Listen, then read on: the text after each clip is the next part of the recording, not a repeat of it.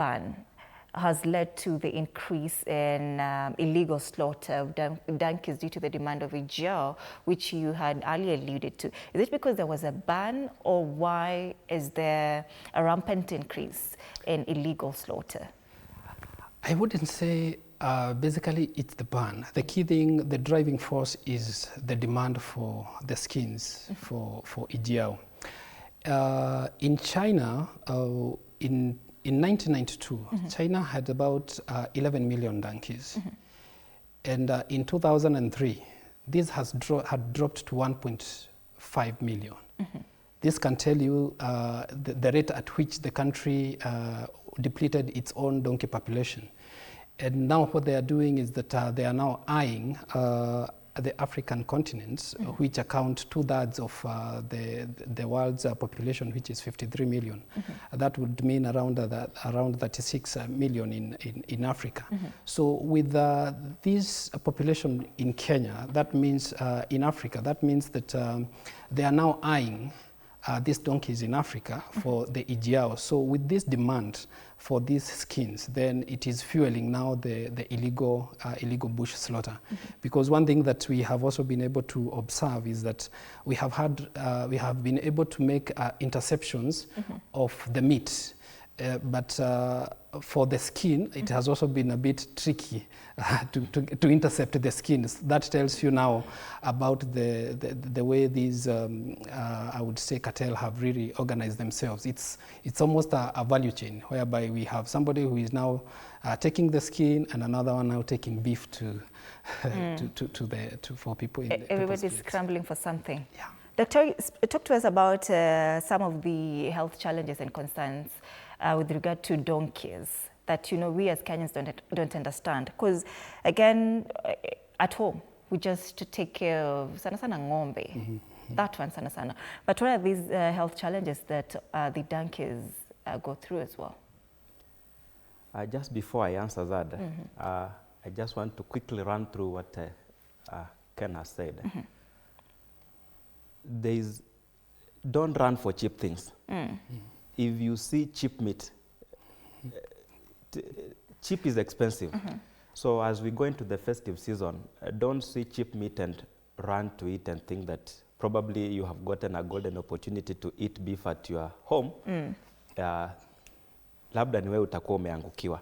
So on the health challenges facing donkeys in the Republic of Kenya, just as I alluded earlier, is that much attention has been given to the dairy animals and the other animals, because for the dairy animals, you will see the milk and the immediate income.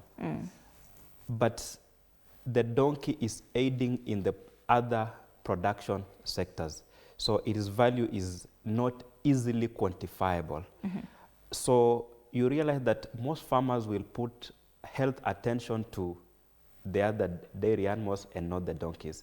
So if you went to even just a normal rural setting and ask, when last did you deworm your donkey?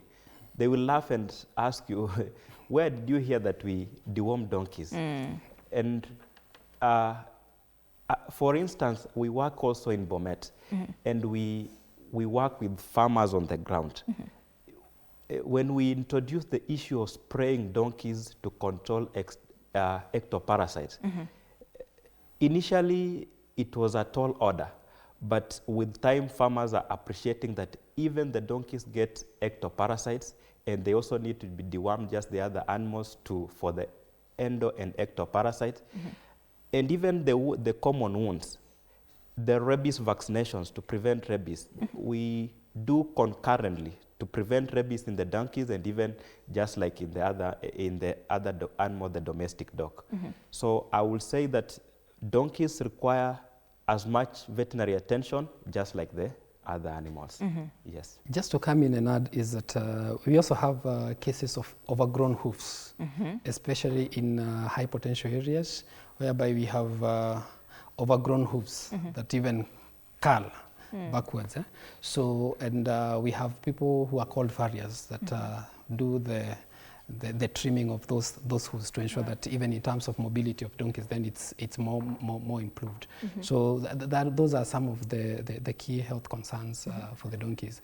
That sometimes farmers would take it possibly as a deformity because they don't know, and to them it may be like kukata punda kwato aje, because even for those that would possibly feel that the hooves are overgrown, then they were also using some crude ways to do that. And that's why we come in and we are able to support them in terms of training and also link them to the right people and profession to do the work. So what does that do to the donkey itself and to the farmer if it's operating, with a grown hoof?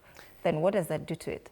Then it means in terms of the support of that donkey even to the farmer, it will not be as such, because even in terms of now carrying the load will be quite impossible. So if possibly it may take time, you may lose money, and also you will also be subjecting the donkey into suffering. So it would be something that is also detrimental. So just to add on that, for the lovers of the donkeys, we say that the donkey is the hoof. So if the hoof is compromised, you don't have a donkey. It is the hoof that finally bears the load that the donkey is carrying. So when the hoof is overgrown or compromised, it means that you are on the verge of losing your donkey. And that is why Ken has said that we have those farriers that help us to do the trimming. So on an overgrown hoof is a compromised hoof? Is a compromise, because even it will lead to even lameness. I don't know whether you have seen an overgrown hoof in your life. There are those that overgrows until real overgrown, until they curve back. They curve back. So the integrity, the walking of that donkey is compromised. The load-bearing capacity of that donkey will be compromised. So how does it get to that point where it has an overgrown hoof? Is it age, or is it the amount of work that it does? How does that hoof grow? Now you realize that in